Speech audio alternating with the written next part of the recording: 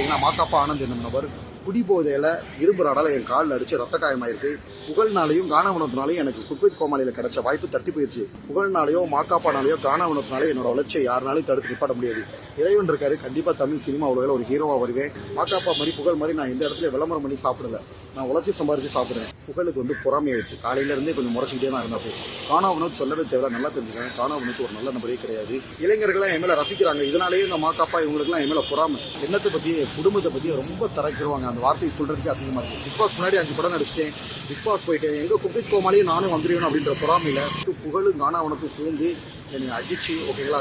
புகழ் கூட பாத்தீங்கன்னா ஒரு கூடவே ஒரு ஆள் வச்சிருக்காரு. ஸோ அவங்க எல்லாரும் சேர்ந்து என்னை தாக்குனாங்க. மாக்காப்பா மது போதையில என்ன பண்றோம் தெரியாம பிரச்சனையை விலக்கி விடாம 2 பேரும் காம்ப்ரமைஸ் பண்ணாம.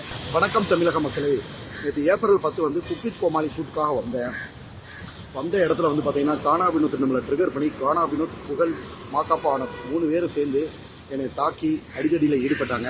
அது மட்டும் இல்லாமல் மாக்காப்பா பாத்தீங்கன்னா மாக்காப்பா ஆனந்த் என்னும் நபர் குடிபோதையில இரும்பு ராடால என் காலில் அடிச்சு ரத்த காயமாயிருக்கு. இதன் காரணமாக விவிபி ஃபிலிம் சிட்டி பக்கத்தில் உள்ள போலீஸ் ஸ்டேஷன் நஸ்ரத் போலீஸ் ஸ்டேஷனில் பாத்தீங்கன்னா T6 நஸ்ரத் போலீஸ் ஸ்டேஷனில் நான் கம்ப்ளைண்ட் கொடுத்துருக்கேன். ஓகேங்களா. குக்வித் கோமாளி வந்த உடனே புகழுக்கு பொறாமையாயிடுச்சு. காலையில இருந்தே கொஞ்சம் முறைச்சிக்கிட்டே தான் இருந்தப்போ கானாவனத் சொல்லவே தேவை, நல்லா தெரிஞ்சுக்காங்க. கானாவனத்து ஒரு நல்ல நபரே கிடையாது. ஓகேங்களா. தேவையில்லாமல் எல்லாரையும் ட்ரிகர் பண்ணி சண்டை போட்டு அவங்களை கெட்டவராங்கிறது அவங்களோட வேலை. என்னத்தை பற்றி குடும்பத்தை பற்றி ரொம்ப தரைக்கிறவாங்க. அந்த வார்த்தையை சொல்றதுக்கு அசிங்கமா இருக்கு. என்னை பற்றி திட்டலாம், என்னை பற்றி தோல் பண்ணலாம், என்னை பற்றி என் குடும்பத்தை பற்றி ரொம்ப அசிங்கமாக கானாவனத்து பேசினாரு. அதுக்கு நான் திருப்பி கானாவனத்தை எதிர்த்து கேட்டதுக்கு புகழும் கானாவனத்தும் சேர்ந்து என்னை அடிச்சு ஓகேங்களா. புகழ் கூட பாத்தீங்கன்னா ஒரு கூடவே ஒரு ஆள் வச்சிருக்காரு. ஸோ அவங்க எல்லாரும் சேர்ந்து என்னை தாக்குனாங்க. நான் ஒரு படிச்ச மருத்துவராக என்ன பண்ண முடியும்? என்னை தாக்குறப்ப அதை போலீஸ் ஸ்டேஷனில் தான் நான் கம்ப்ளைண்ட் பண்ண முடியும். ஓகேங்களா. அவங்க ஒரு வார்த்தை சொன்னால் நம்ம ஒரு வார்த்தை சொல்லணும் இல்லையா. அது போக பாத்தீங்கன்னா மாக்காப்பா எப்பயுமே ஷூட்டிங்கில் மது போதையும் தான் இருப்பாரு. மாக்காப்பா மது போதையில் என்ன பண்ணுறோம் தெரியாமல் பிரச்சனையை விலக்கி விடாமல் 2 பேரும் காம்ப்ரமைஸ் பண்ணாமல் கீழே இருக்கிற இரும்பு ராடால என்னை தாக்கி எனக்கு காலில் ரத்த காயம் ஏற்பட்டிருக்கு. இதை பாத்தீங்கன்னா ப்ரெஸ் மீட்டும் கொடுத்துருக்கேன். அந்த நஸ்ரத் போலீஸ் ஸ்டேஷன் காவல் நிலையத்திலையும் நான் புகார் அளிச்சிருக்கேன். கூடிய விரைவில் பாத்தீங்கன்னா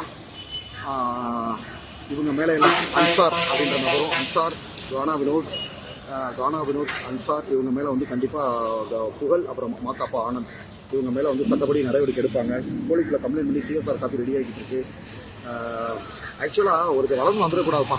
இப்போதாங்க பிக் பாஸ் முன்னாடி 5 படம் நடிச்சிட்டேன், பிக் பாஸ் போயிட்டேன், எங்கே குக்வித் கோமாளியும் நானும் வந்துருவேன் அப்படின்ற பொறாமையில் புகழ் புகழ் பார்த்தீங்கன்னா குறைசி இந்த மாதிரி நபர்களெல்லாம் குக்வித் கோமாளியில் வராமல் போனதுக்கு இவங்கெல்லாம் ஒரு காரணம். ஓகேங்களா. யாராவது ஒரு ஆள் குக்வித் கோமாளி வந்துட்டாலே அவங்க வயிற்றுச்சல காலையிலேருந்து அவங்களுக்கு மூஞ்சி செத்து போச்சுங்க. ஏன்னா நான் ப்ரொமோ கண்டென்ட், TRP கண்டென்ட் உள்ளே போயுமே நல்லா தான் பண்ணேன் நான் குக்வித் கோமாளியில். நேற்று நடந்த ஷூட்டிங்கில் இப்போ புகழ்னாலையும் கானாவனத்தினாலையும் எனக்கு குக்வித் கோமாளியில் கிடைச்ச வாய்ப்பு தட்டி போயிடுச்சு. இனிவே இரவேன் இருக்கான், எனக்கு பின்னாடி 8 கோடி மக்கள் இருக்காங்க. கண்டிப்பாக தப்பு பண்ணவே அணிவிப்பான். புகழ்னாலேயோ மாக்காப்பானாலேயோ கானாவனத்தினாலே என்னோட வளர்ச்சியை யாருனாலையும் தடுத்து நிப்பாட்ட முடியாது. இறைவன் இருக்காரு, கண்டிப்பா தமிழ் சினிமா உலகில் ஒரு ஹீரோவா வருவேன். இது பொதுமக்கள் மாக்காப்பா போன்று மது அருந்திவிட்டு மிருகங்களா இருக்கிற மிருகங்களை பத்தியும், புகழ் போன்ற மது அருந்திட்டு அதாவது தண்ணி அடிக்கிறது அவங்க சொந்த விஷயம், தண்ணி அடிச்சுட்டு அடுத்தவங்களை போய் தாக்குறது ஒரு பெரிய விஷயம். ஓகேங்களா.